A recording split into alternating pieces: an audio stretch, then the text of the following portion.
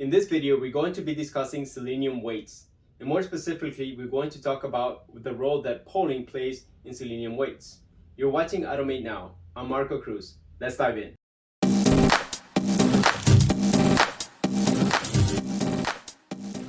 And this video is going to be in response to a user request. Here I created this video where I talk about implicit weights. And Rashawn here is asking if I can create a video that explains polling.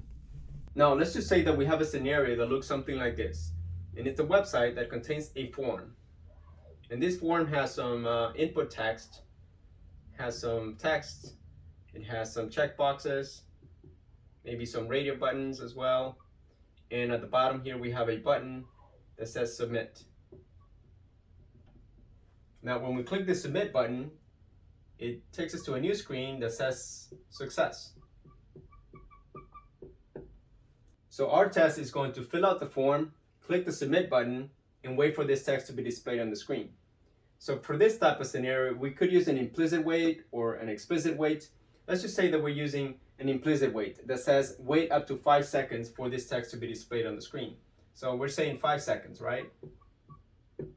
So if this text is not displayed on the screen within 5 seconds, then the test is going to fail. And this is where polling comes into play. So we have polling here, which pretty much represents checking. It means that Selenium is going to be checking the DOM for up to 5 seconds before the test fails. That's what polling represents. And there are two things that are related to polling. And one is the duration.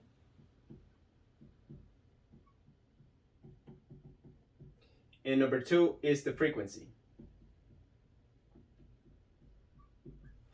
So 90% of the time, we're only going to be specifying this value, the duration, or how long we want to wait for a given condition. Very rarely do we specify the frequency, and that's more for like FluentWaits. And what frequency represents is how frequently do we want to check the DOM for this condition. So in this case, we said 5 seconds is the duration, right? That's how long we want to wait for this condition. But then how often do we want to go and check the DOM? You know, by default, if you don't specify a frequency, Selenium does every half a second, so 500 milliseconds. So the default here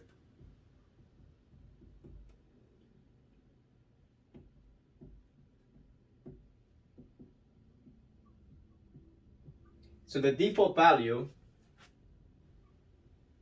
is 500 milliseconds. So if you don't specify a frequency, Selenium is going to check the DOM every half a second. During this 5 seconds, every half a second, it's going to go and check for that condition. We're going to check if this text is present, right? But we can also specify a different frequency. We can say, okay, check every 100 milliseconds, for example, right? It's a little too excessive, but you can do it, right? Or you can say every 2 seconds, right? 2 seconds, like that. Right. So this is what the difference is, right? In duration, you're saying how long you want to wait for this condition. And in frequency, you can specify how often you want to check during this duration. Let's go take a look at a code example. And here I have a method that says wait for element text. And this is something that we could use in the example that I just gave you, where we're waiting for the text to say success. So that element will contain the text success. And in this case, we have this wait that says wait for up to 5 seconds for a given element to have a specific text. And then we're saying expected conditions that text to be. So we want that element to have a given text. So let's take a look at this WebDriver wait here. I'm going to control click on this. And one thing that you're going to notice is that this method is calling another method here. And as you can see, one of the parameters that is passing is this duration object. And it shows here that the default value is 500. So 500 refers to milliseconds. So what that means is that during those 5 seconds that we're waiting for this text, we're checking every half a second for the text to be present until either we find the text or the timer expires. Now we can also rewrite this wait right here to make it a FluentWait in which we can specify a given polling frequency. So let's go ahead and comment this out. And I'm going to show you what this is going to look like. And we're going to be using a FluentWait. So here I'm going to create a FluentWait.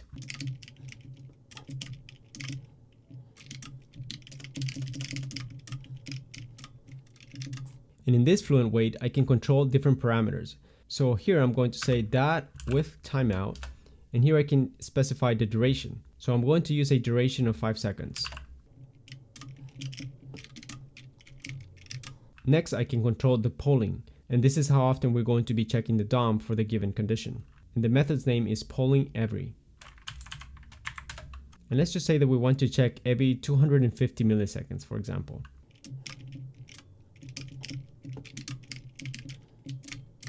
We can also ignore certain types of exceptions. And lastly, we're going to create a condition.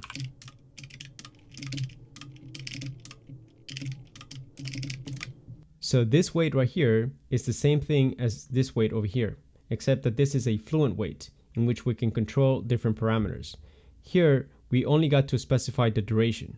But in this wait right here, not only do we specify the duration, but we can also specify the polling frequency, as well as ignoring certain types of exceptions. I hope that by now you have a better picture of what polling represents in Selenium WebDriver. So just to recap, polling has two parts. You have a duration and you have a frequency. In the duration part, we specify how long we want to wait for a given condition. And in the frequency part, we specify how often we want to check during those seconds that we're waiting. Thank you so much for watching automateNow. I'll see you in the next video.